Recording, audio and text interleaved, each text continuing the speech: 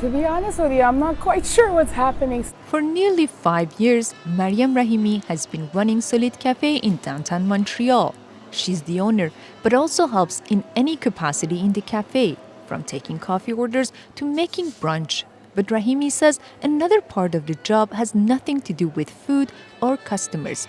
It's the constant visits and compliance requests from Quebec's language watchdog. They really like our space, and they basically audited everything that was in writing, including our receipt paper. Rahimi says inspectors first flagged the word "thank you" printed at the bottom of the customer receipt. Since then, she says there have been repeated requests involving menu items, marketing materials, and even the cafe's signage. At some point, one of the people came to me and said, "Your name SoLIT Cafe is in English." I said, "SoLIT Cafe is a made-up word. We're always under review." And then they said, "No, nachos is in English." And I said, "What do you mean?" Rahimi says she has tried to comply with every request made by the Office québécois de la langue française, but she says even after making changes, new concerns continue to emerge.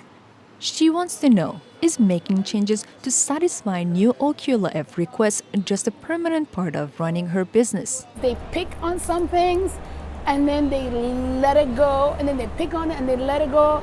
She estimates the redesigns, printing costs, and legal consultations have cost her thousands of dollars over the years. Recently, she put up 3 new signs of the cafe in French to comply with the latest request made from the OQLF.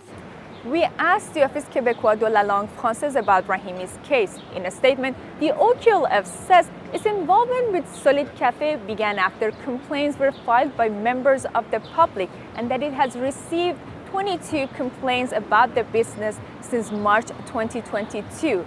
It says new complaints can lead to additional follow-ups. However, they say the office's role is to help businesses comply with Quebec's language law and that nearly all cases are resolved through collaboration.